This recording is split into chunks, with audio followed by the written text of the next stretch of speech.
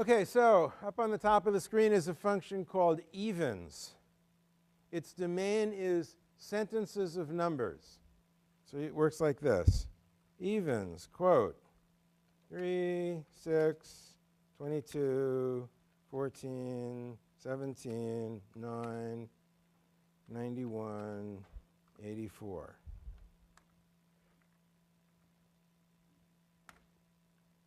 So we give it a sentence of numbers, and it gives us back a subset of that sentence, namely the numbers that are even. So 3 is odd, we throw it out. 6 is even, we keep it. 22 is even. 14 is even. 17 is odd, we get rid of it. 9 is odd, 91 is odd, and 84 is even, we keep that. So it's keep the even numbers from a sentence of numbers. Again, let me remind you, for those of you who've programmed before in other paradigms, this isn't changing anything. We're making a new sentence, not getting rid of things from the old sentence. The old sentence is still what it is, but we have a new sentence that happens to be a subset of the old one. So how does that work? Well, the body of evens is a cond. It turns out there are 3 cases. Namely, the base case in which the sentence is empty, or if the sentence isn't empty, then it has a first number, and that number is even or it's not even. So first case, sentence is empty, we return the empty sentence. And I write in the program, quote, open paren, close paren, and the value of quote, open paren, close paren is what? Open paren, close paren, empty list. There's no quote in the result. Okay, so that's the base case of the recursion. Now, we do have some numbers, so we can look at the first of nums, and we can say, is it even? So if we take the remainder and dividing first of nums by 2, do we get 0? That's what it means for a number to be even, right? So, if this first number is even, then we want to keep this first number in our result. So what we return is sentence. This is the sentence constructor, the procedure that takes any number of words and sentences and strings them together as a sentence. So in this case, we call it with 2 arguments. The first argument is that first number, because we've just worked out that the first number is even. So we do want it in the result. So sentence, first of nums, and then recursive call for but first of nums. So we've figured out about the first number. We do a recursive call that gives us the subset of but first of nums containing even numbers. We stick the first number in front, and that's the result that we want. Otherwise, if we get to this else clause, there is a first number, but it's odd. It's not even.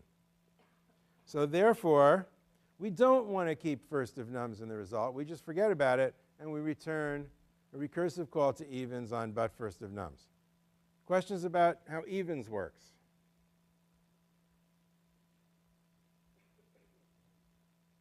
Yes? Is remainder built in? Yes. Actually, to tell you the truth, I think there's even an even question mark built in. But, you know, this way you learn a little math too. Yes?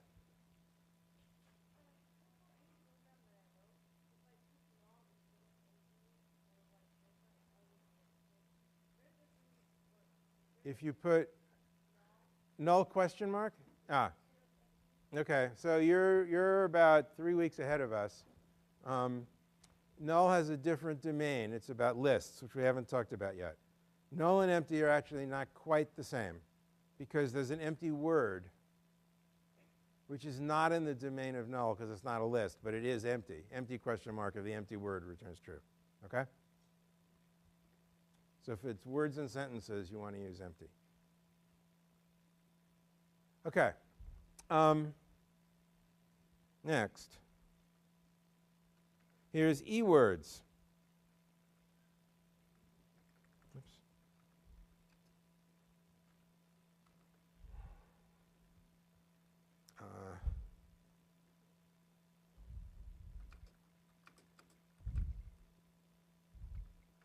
This is going to be a short example.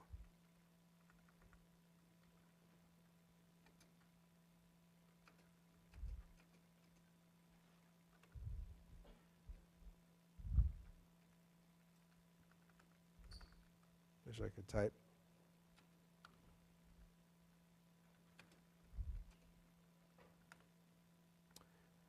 So the domain of eWords is sentences. It takes a sentence and it returns a subset of your sentence, namely those words that contain the letter E. So how does it work? Well, it's a cond with 3 clauses.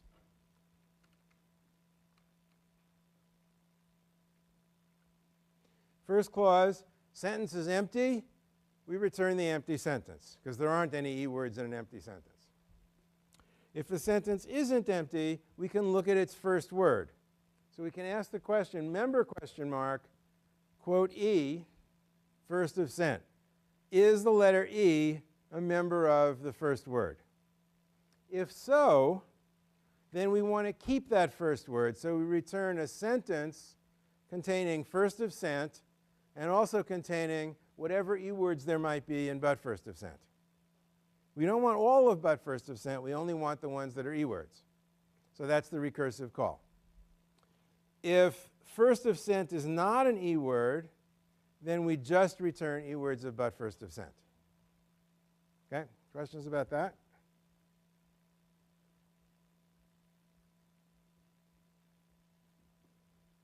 Okay.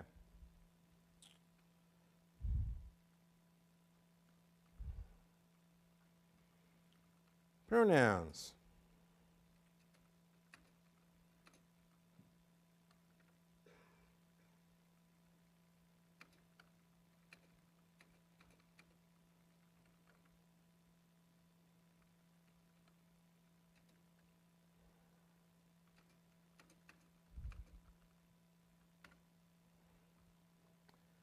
Pronouns takes a sentence and returns a subset of your sentence consisting of those words that are pronouns. Namely, those words that are I, me, you, he, she, it, him, her, we, us, they, or them. Okay? Notice in the second example here that there aren't any pronouns in the Fool on the Hill, so it returns an empty sentence, which is all the words in the Fool on the Hill that are pronouns, namely none of them. How does it work? Well, it's a cond with 3 clauses. The base case is the sentence empty, return the empty sentence. Otherwise, there's a first word. So we can ask, is first of sent a member of the sentence I, me, you, he, she, and so on? Notice, by the way, that both of these procedures call member question mark. But in eWords, first of sent is the second argument. We're asking, is the letter E part of this word? And here, where the cursor is, first of sent is the first argument. We're asking, is this word a member of a given sentence? Okay, so it's 2 different questions, 2 different kinds of questions that both use member question mark to get their answers. So if it is a pronoun, then we make sentence first of sent and recursive call for the pronouns in the rest of the sentence. Otherwise, we just return the pronouns for the rest of the sentence. Okay, are you noticing a pattern? Is that a hand up? Yes, what?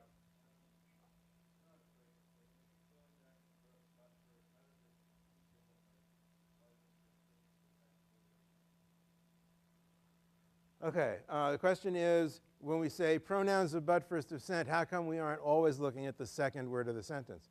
Because in a recursive call, the formal parameter sent has a different value in each call. Okay? It's just like when we were doing sum square, how come we didn't get 3 squared plus 3 squared plus 3 squared plus 3 squared? Because A had a different value. Same thing here. Sent has a different value in the recursive call. Does that clear it up? Okay. Other questions? Okay. Well, you see a pattern? Me too. So I'm going to say define, keep, pred, sent.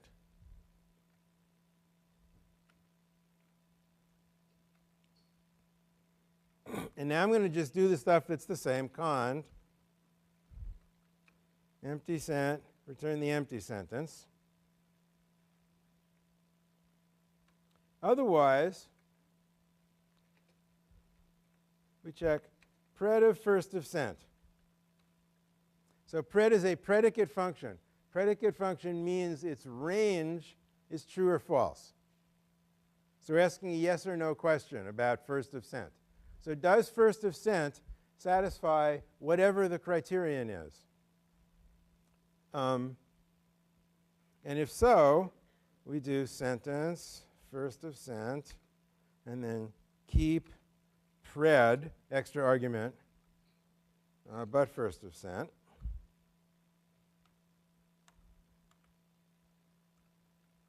Else,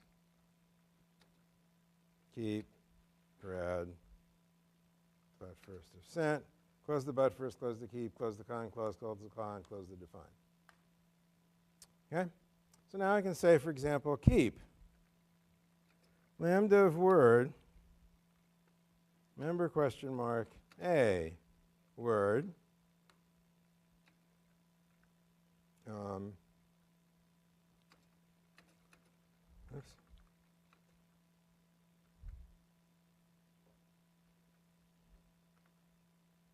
And now we don't get the words that have E, we get the words that have A. All right? Keep is called a higher order function. So first order functions are functions of ordinary things, like functions of words or functions of numbers. So even question mark, that's a first order function.